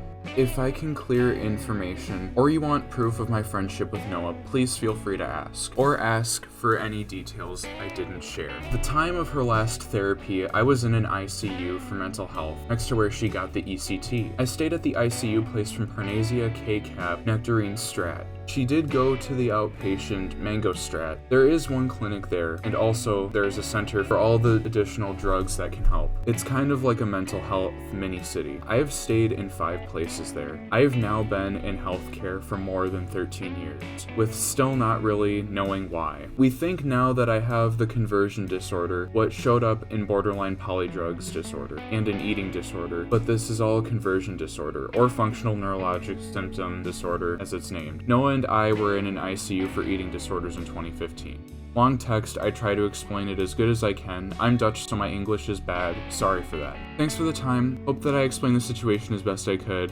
And that's basically how she closes her message off. Tanya then links the video that Repzilla made on Noa Pothoven. Repzilla responds and says, let's have a call tomorrow on my Discord server if you have time. Tanya responds and says, I'm Dutch, but if you give me time and a link, I'll find the time. I'm still in lockdown. Those messages were from June. Now skip all the way to October, and Repzilla then replies and says, sorry, I got this late, so if you could download Discord app and add his Discord code, I can see how I can help. Tanya then responds and says, I have added you on Discord. Around this, her mother also did go on Dutch TV and said how much this hurt her, so I can send that also. It's in Dutch, but don't know if there's any English in it now. And she links a clip from a TV show from the Netherlands where Noa Pothoven's mother goes on to talk about all the misinformation media outlets were spreading regarding Noah's death. It's a short bit of it, but they say it's false. The total clip is long, with also a part where you can hear her ask the president for help. I can't watch, it still hurts. By the way, my Discord name, and then she puts her Discord name. Repzilla then replies and says, hey, I'm sorry I got this so late. Initially, I closed DMs on Instagram so I could better manage replies. Tanya says, it's okay, I did try last month, kinda blocked it. There's no time to click on DMs. I'm assuming when she said like block it, I think she meant she called Repzilla last month, but then she kind of forgot about it. After that, Repzilla says, Tanya says, no, sorry for seeing this late. Sorry, I'm not 100% well myself, so I also am not clear. Repzilla says, oh, are you okay? Tanya says, I'm at the hospital, but fine. ED relapse. Repzilla says, I see. I'm sure they will take good care of you. Tanya says, yes, it's going to be okay. Just now not clean because the meds they give. Could be worse. Hope you're okay? Repzilla says, I'm about to fall asleep, but I'm fine. Tanya says, hope you sleep fine. Here we start the day now. Haha, CET time. Repzilla says, good night, get well soon. Tanya then says, good night, I'll do my best and stay safe. Those messages were in 2020. Now we cut to November 20th of 2021, and Tanya says, hey, I literally wait now a year for a response, and the video is still up with misinformation and no correction in the comment or the description. I want to ask again for you to correct the information or take the video down. This is misinformation about the death of a 17-year-old. The two links to the news about the cause of death also back up my claim. Also here when you Google it, and she gives another link, this time to the Washington Post. Lisa Worstveld, a Dutch lawmaker who had visited Noah before her death, and she was surrounded by family and friends in her living room, said she was struck by the teenager's strength. She told the Gelderlander that it was nice to see her again, although the circumstances were surreal. A spokeswoman for Westerveld told the Washington Post that she did not know more about the circumstances of the teenager's death. I will never forget her, the lawmaker vowed. We will continue her struggle. The health minister struck a similar tone, saying, our hearts go out to her family and friends. The family must now be allowed to grieve for Noah in peace, he added. As you can see, after the final messages, he left her on red. Since Repzilla was too incompetent to hear Tanya out and look at the information that was sent his way, I'll correct what he failed to do and give the side of the story she wanted to tell. Noah was hospitalized often for numerous suicide attempts. Her parents were very much worried about her and did everything they could to try and help her. She was already suffering from depression, anxiety, anorexia, and BPD alongside the PTSD. Her parents, out of desperation, did sign off on her getting electroshock therapy, which unfortunately didn't help as it caused her to develop psychosis. For someone underage who is already going through a lot, this can cause even more pain and distress. She did end up passing away due to starving herself to death. However, it wasn't a situation where her friends and family unquestioningly let it happen. They ultimately decided that force feeding would be a risk to Noah's safety, as tube feeding in the Netherlands is not overseen by nurses. Instead, they give instructions, the medical supplies, the medication necessary, and then send the patient home to inject the formula into themselves. This makes it unfortunately easy to overdose on the medication, as Tanya described how one time she herself went into cardiac arrest twice when she mixed the medication with alcohol. The reason force feeding was off the table was because there was a high probability that Noa would have made herself overdose on the medication. She chose not to eat or drink, and there was nothing else they could do to stop her body from shutting down without causing her more pain. Here's the post that Noa made before she died. The beginning was an annotation that her mother made, updating everyone with the final message. Afterward is Noah's original words. The post is in Dutch, but I translated it the best I could. May 30th, 2019 was your last post on Instagram that I panicked after your death because the media around the world let this message go around the world, often with wrong information, which was later largely restored. You have drawn worldwide attention to the great shortage of expertise that still exists in youth psychiatry. Below is an exact repost of your last message today a year ago. With that, I also close the posts on this account, Noa Maestro, on Instagram. Her last message to your followers has been restored, and I feel in everything that it should be. Love, Noah's mom. A sad last post. I doubted for a long time whether I should put it here, going to share, but decided to do it anyway. Perhaps it's unexpected because of my posts about the recording, but my plan has been there for a while, so it's not impulsive. I'll get straight to the point. I will die within a maximum of 10 days. After years of fighting and fighting, it's over. I've stopped eating and drinking for a while now, and after much conversation and reviews, it has been decided that I will be released because my suffering is unbearable. It's finished. I haven't really been alive for so long. I'm surviving, and not even that really.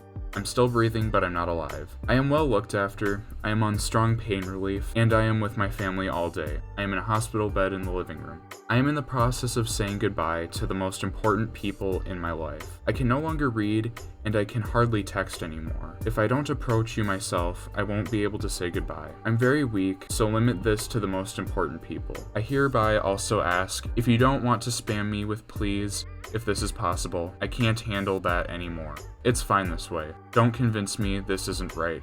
This is my decision, and it is final. Love is letting go. In this case, it is. Thanks for your support always. It's fine this way. It will be posted here in a while when I die, so that will be automatic. Clear, love from Noah. The anguish that Noah suffered is unimaginable, and for Repzilla to criticize her for not pushing through this pain and then comparing it to his traumatic brain injury makes me fucking sick. Come the fuck on, dude. I knew you were pathetic, but this is beyond pathetic for you. As you can see, what we're dealing with here is an individual with a messiah complex who relies on emotionally charged people to push narratives and go after others, which, if I'm gonna be honest, applies to a lot of creators on YouTube. But what makes Repzilla different is the obsessive lengths he's willing to go to in order to avoid responsibility, and in some cases, straight up try and cover up his shitty behavior. His video addressing everything and his actions afterward prove that Repzilla has not changed, and based on how long he's been doing this and what he's like behind the scenes, he seems straight up incapable of changing. There isn't any other way of putting it. Repzilla takes himself way too seriously to the point that it's comical. He's proven himself to be a habitual liar who lacks self-awareness and deflects all his mistakes and wrongdoings onto other people. That's pretty much all there is to it, point blank, period. While doing research for this video, there have been several instances and things that I learned showing that there are other bad actors, not just in the commentary community, but YouTube as a whole, that have caught my attention. But who's to say? Maybe it'll be worth exploring in the future? Maybe not. We'll see. But until then, consider this case closed. I'll see you in the next one.